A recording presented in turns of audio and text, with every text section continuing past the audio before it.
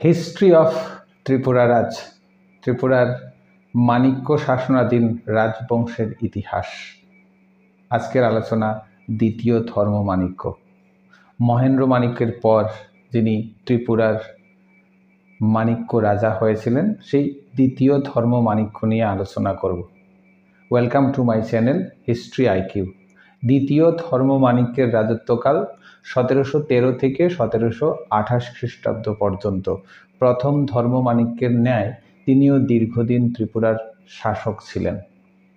মহেন্দ্র মাণিক্যের মৃত্যুর পর তার ভ্রাতা যুবরাজ দুর্জয় সিংহ ধর্মমাণিক্য উপাধি ধারণ করে 1713 খ্রিস্টাব্দে ত্রিপুরার সিংহাসনের অধিষ্ঠিত হন। 1714 খ্রিস্টাব্দে তিনি নিজ নামে মুদ্রা প্রচার করেন। অহোম রাজা রুদ্রসিংহ রতনকন্দলী ও অর্জুন দাস বৈরাগীকে তৃতীয়বার রাজদূত হিসাবে ত্রিপুরায় প্রেরণ করেন। দ্বিতীয় ধর্মমাণিক্য তাদের 1715 খ্রিস্টাব্দের 13ই মে সাদরে গ্রহণ করেন। 1715 খ্রিস্টাব্দের 31 মে পর্যন্ত তারা ত্রিপুরায় ছিলেন এবং যাওয়ার সময় ধর্মমাণিক্য রাজা রুদ্রসিংহের জন্য একটি পত্র এবং প্রচুর উপহার পাঠিয়েছিলেন। অহোম রাজ্যের সঙ্গে ধর্মমাণিক্যের বন্ধুত্ব যাতে সুদৃঢ় থাকে তার প্রতিশ্রুতি দেন। এবার ত্রিপুরা থেকে কোনো দূত প্রেরিত হয়নি, যা পূর্ববর্তী সময়ে দূত বিনিময় হতো।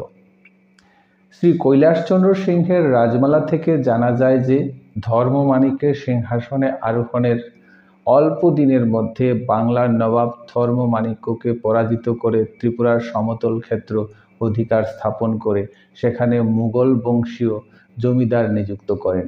কিন্তু কিছুদিনের মধ্যেই ধর্মমাণিক্য যুদ্ধে জয়লাভ করে মুঘল জমিদারকে বিতাড়িত করতে সক্ষম হন এবং তার ঋত স্থান পুনরুদ্ধার করেন। এই ঘটনার পর বাংলার নবাব ধর্মমাণিক্যের সঙ্গে সন্ধি করে তাতে স্থির হয় যে ধর্মমাণিক্য কেবল নূরনগর পরগনার জন্য বার্ষিক 25,000 মুদ্রা কর হিসাবে নবাবকে দিতে বাধ্য থাকবেন। কিন্তু মুঘল সম্রাট স্বয়ং নূরনগরকে সামরিক জায়গির হিসাবে গণ্য করে বার্ষিক রাজস্ব 25,000 টাকা রেহাই করে দিয়েছিলেন। মহারাজ গোবিন্দমাণিক্য দিল্লির সম্রাট ঔরঙ্গজেবের সঙ্গে হস্তিকরমূলক এক চুক্তি করেছিলেন। তখন থেকে মুঘল সম্রাটের নিকট প্রতি বছর ত্রিপুরা থেকে হাতি পাঠানো হতো। ত্রিপুরার রাজা হয়ে ধর্মমাণিক্য মুঘল প্রতিনিধিদের কাছে হাতি পাঠাতে থাকেন। কিন্তু গভীর জঙ্গলে হাতি ধরার ব্যাপারে কতগুলি অসুবিধা দেখা দেওয়ায় তিনি একসময় মুঘল প্রতিনিধির নিকট হাতি পাঠানো বন্ধ করে দেন।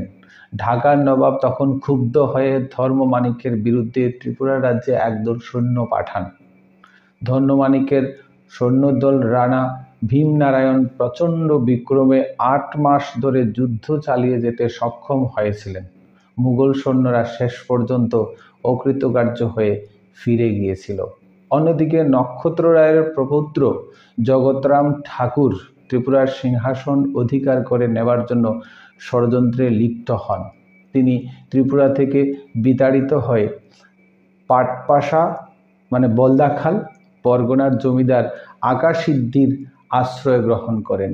তিনি আকা সিদ্দিকের সাহায্যে ঢাকার নোয়াবতের তৎকালীন সুবিখ্যাত দেওয়ান মীর হাবিবের সঙ্গে মিলিত হন।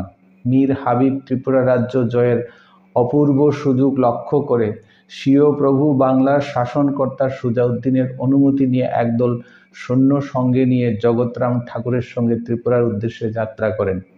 অপরদিকে মীর হাবিবের নেতৃত্বে একদল মুঘল সৈন্য ব্রহ্মপুত্র নদ অতিক্রম করে ত্রিপুরা রাজ্যের দিকে অগ্রসর হতে থাকে। মহারাজ ধর্মমাণিক্য এই সংবাদ ভ্রূণাক্ষরেও জানতে পারেননি। জগৎরাম মুঘল সেনাদের পথ দেখিয়ে ত্রিপুরা রাজ্যের অতি নিকটে নিয়ে আসেন। আকস্মিকভাবে ধর্মমাণিক্য এই সংবাদ জেনে খুবই বিচলিত হয়ে পড়েন। মুঘল সেনাদের সঙ্গে মোকাবিলা করার জন্য তিনি সৈন্য সমাবেশ ঘটালেন। উভয় পক্ষে তুমুল যুদ্ধ শুরু হয়। ধর্মমাণিক্যের উজির কমলানারায়ণ ঘোষ এই যুদ্ধে এগিয়ে যেতে লাগলেন।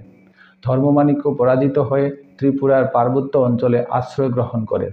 মুঘল সেনারা রাজধানী উদয়পুরে প্রবেশ করে সেখানে অবাধ লুণ্ঠন চালায় এবং প্রচুর ধন সম্পদ লুণ্ঠিত হয়, হাতির দাঁত ইত্যাদি নিয়ে চলে যায়।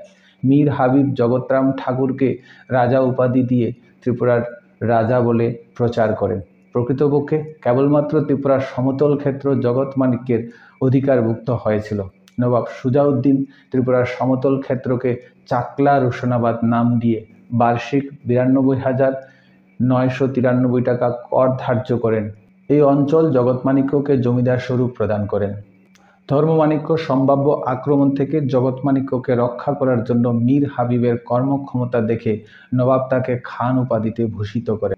উল্লেখ্য, ত্রিপুরার পার্বত্য অঞ্চল রাজস্ব আদায় থেকে বহির্ভূত রাখায় পার্বত্য অঞ্চলের স্বাধীনতা অক্ষুণ্ণ থাকে।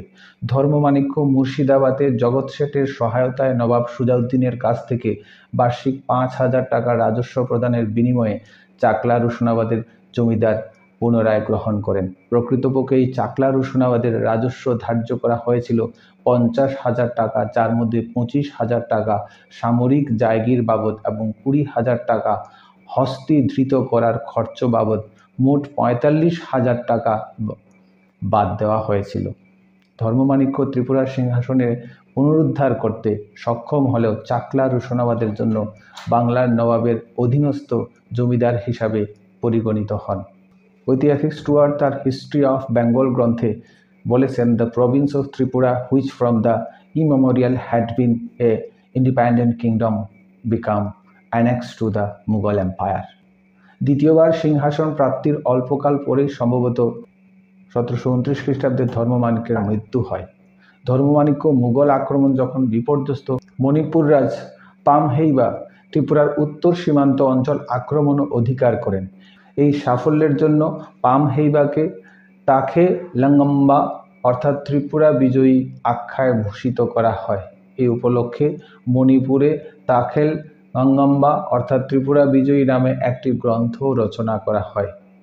প্রজাদের সুবিধার জন্য তিনি বিভিন্ন উন্নয়নমূলক কাজ করেছিলেন। এছাড়াও বেশ কিছু নিষ্কর জমি ব্রাহ্মণদের প্রদান করেছিলেন। মেহেরকুল, চট্টগ্রাম, কসবা, ধর্মনগর প্রত্যেকটি জায়গায় তিনি দিঘি খনন করেন। তিনি মহাভারতের বাংলা অনুবাদ করিয়েছিলেন এবং প্রশংসা অর্জন করিয়েছিলেন।